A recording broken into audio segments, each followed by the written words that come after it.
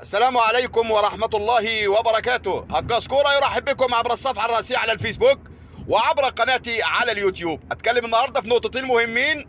النقطة الأولانية، الزمالك يلاقي سموحة السكندري واستر يا ستار من سموحة الغدار.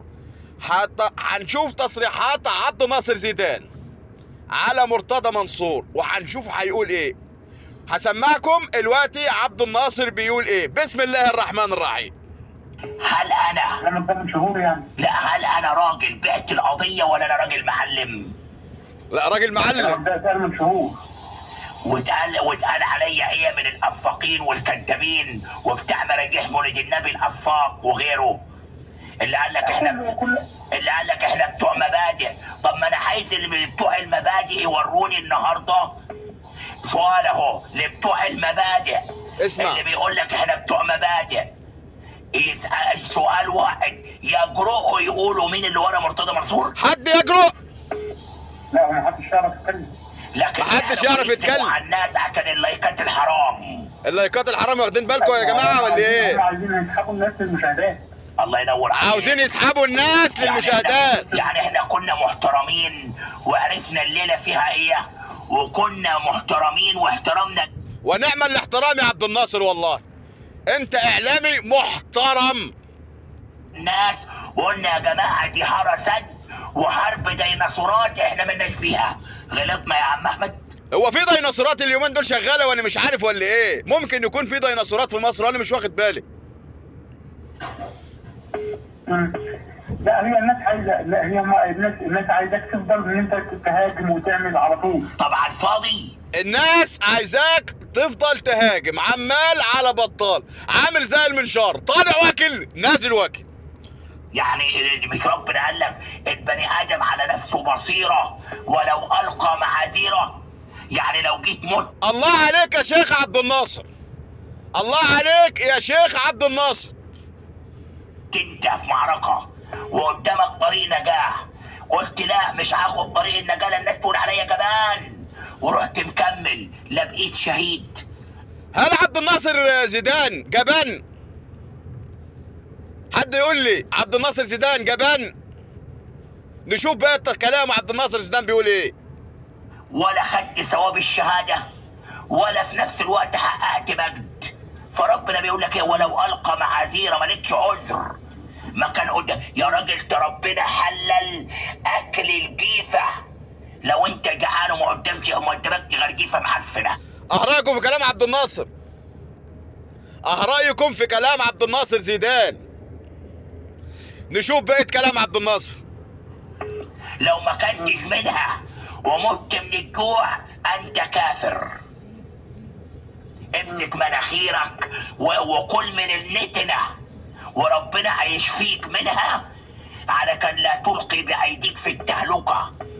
لكن لا في حد عارف حاجه في الدين ولا حد عارف حاجه في اي حاجه.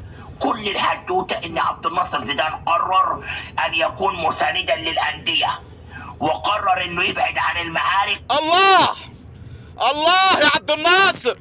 عبد الناصر قرر فجأة ان هو يكون مساندا للأندية على بعد خطوة من الأندية، الاهلي زي الزمالك زي بيراميدز زي سموحة. نشوف عبد الناصر بقية كلامه بيقول ايه. لان ميك بتاعتنا ليها ناس لكن المتاجرين باللايكات. عارف انت كل اللي عامل راجل ده اقسم بالله لو اتقال له بخ هيطير تحت السرير عند امه. بقول لك كل اللي عامل نفسه راجل لو اتقال له بخ هيعمل ايه؟ هيستخبى تحت السرير عند امه. قصدك بمين؟ تقصد الكلام ده على مين يا عبد الناصر يا زيدان؟ اتكلم. والنهارده الاستاذ كرم جبر قال لك ايه؟ قال لك سنرصد كل هؤلاء. عارف المجلس الاعلى لو اشتكى واحد من العيال اللي قاعده تقول لك مبادئ وقيم والكلام ده كله والله العظيم هيتحبس في اول جلسه. شفتوا كلام عبد الناصر وشفتوا تصريحات عبد الناصر زيدان؟ لو اقدر اجاوب. شفتوا تصريحات عبد الناصر زيدان بيقول ايه؟ عشان تعرفوا ان احنا في مسرحيه. التصريح الغريب والعجيب والاعجب من قناه النادي الاهلي. هنشوف عبد الناصر زيدان قال ايه على الكابتن عادل عبد الرحمن. لو الكلام ده طالع من الكابتن عادل عبد الرحمن يبقى مشكلة كبيرة جدا جدا. اعتقد ان الكابتن عادل عبد الرحمن كابتن ايمن شوقي بيسأله، بقول له يا كابتن عادل الاهلي خسر 4. اهو هنسمع التصريح اهو. اللي حصل ايه بقى؟ هنسمع عبد الناصر بيقول ايه على كابتن عادل والكابتن ايمن شوقي. كابتن ايمن شوقي بيوجه الكلام لعادل عبد الرحمن، كابتن عادل عبد الرحمن، فبيقول له نتيجه كبيره. فتخيل الكابتن عادل عبد الرحمن اسمع. يقول له ايه؟ يقول له عشان الاهلي كبير. طب والنبي ده رد؟ يعني واحد بيقول له نتيجه كبيره يقول له عشان الاهلي كبير؟ يا كابتن عادل خليك بسيط على الشاشه قدام الناس. بصراحة حاجة غريبة وحاجة عجيبة، كوميديا. واحد بيسأل واحد، او الكابتن ايمن شوقي بيسأله بيقول له يا كابتن عادل الاهلي خسر 4، قال له عشان الاهلي كبير فالاهلي خسر 4. نشوف بقى تصريح عبد الناصر. بلاك فزلكه، ما تحسسناش انك انت بتخترع كوره.